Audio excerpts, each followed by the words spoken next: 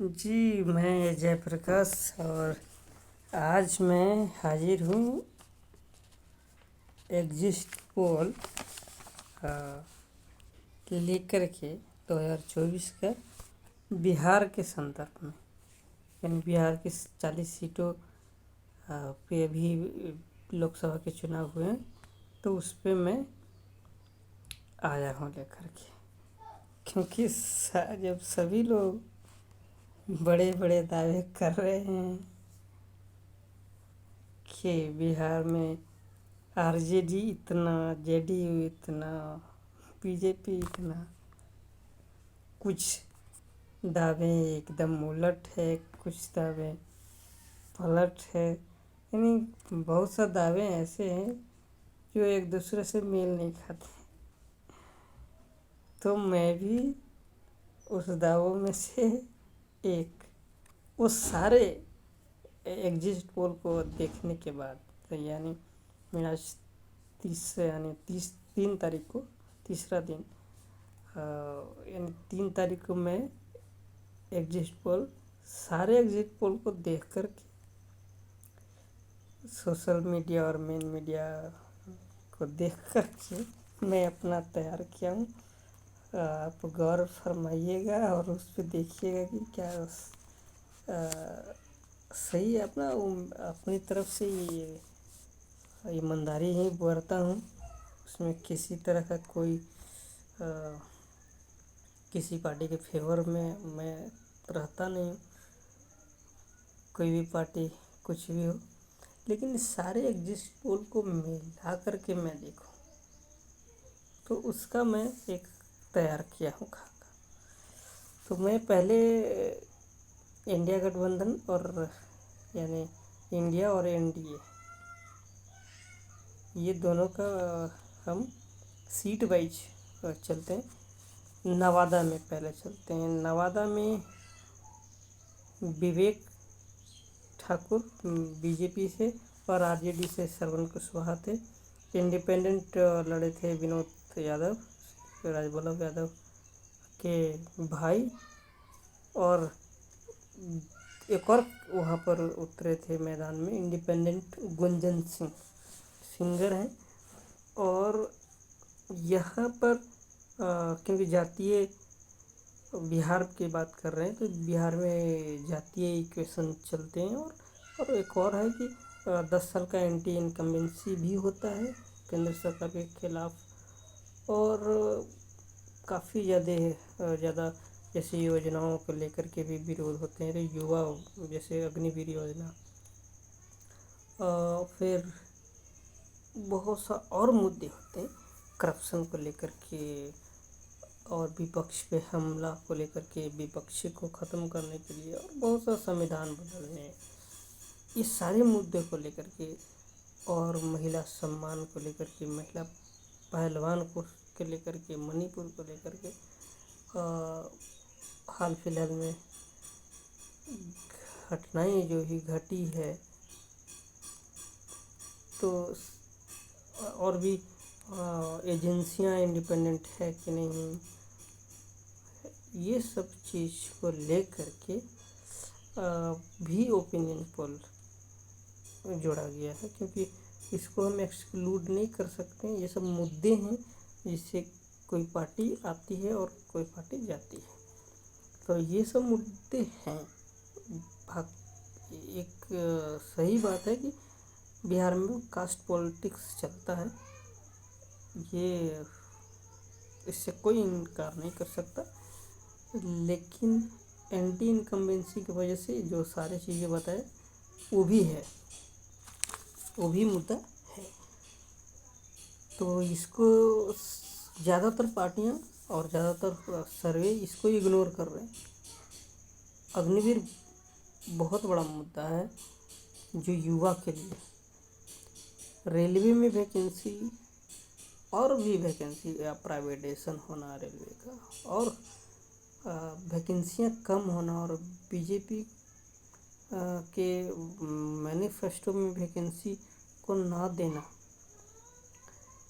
ये सब मुद्दे हैं।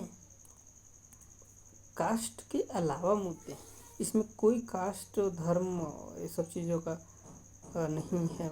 मतलब इसमें सारे लोग दुखी हैं ऐसे चीज़ों से। तो मैं शुरू करता हूँ नवादा से। श्रवण कुशवाहा श्रवण कुशवाहा जब एक विधायक के चुनाव लड़े थे तो 25% वोट लाए थे, दूसरे स्थान पर रहे थे। विभा देवी पहला स्थान पर रही थी। तो एक बात है कि ये बंदे में कुशवाहा वोट को एकजुट करने की ताकत है। और प्लस में आरजेडी का वोट है।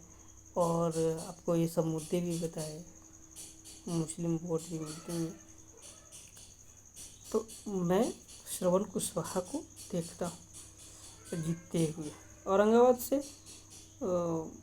अभय कुशवाहा को मैं जीतते हुए देखता हूँ आरजेडी के, क्योंकि वहाँ पर बीजेपी से सुशील सिंह खड़े हुए हैं। और सॉरी सुशील सिंह 15 साल से एमपी है, तो एंटी इनकम्बेंसी है। और ये कहा जाता है कि ये ग्राउंड पे कम आते हैं और बहुत सारे लोग नहीं देखे हैं। एमपी होने के बावजूद भी, 15 साल एमपी होने के बावजूद भी ये अपने क्षेत्र में नहीं घूमते हैं और नहीं कार्य करते, इस तरह की है। और दूसरा, आपको सारे मुद्दे भी बताए, जितने भी अग्निवीर और जो भी कुछ एंटी इनकम्बेंसी वगैरह।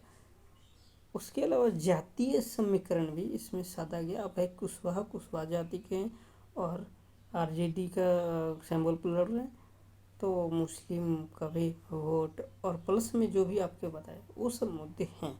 तो यहाँ से मैं सुशील कुमार सिंह को हारते हुए देख रहा हूँ और आरजेडी के अभय कुशवाहा को जीतते हुए देख रहा हूँ। गया से जीतन राम मांझी को मैं जीतते हुए देख रहे हैं।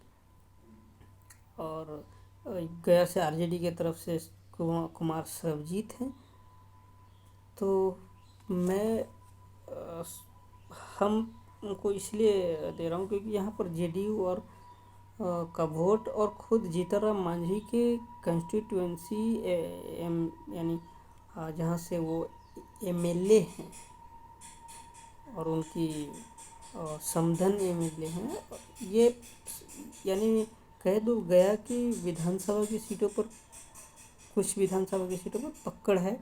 और प्लस में गया में खुद बीजेपी के बड़े नेता लगातार यहाँ से जीतते आए हैं, प्रेम कुमार, तो यहाँ पर पकड़ है।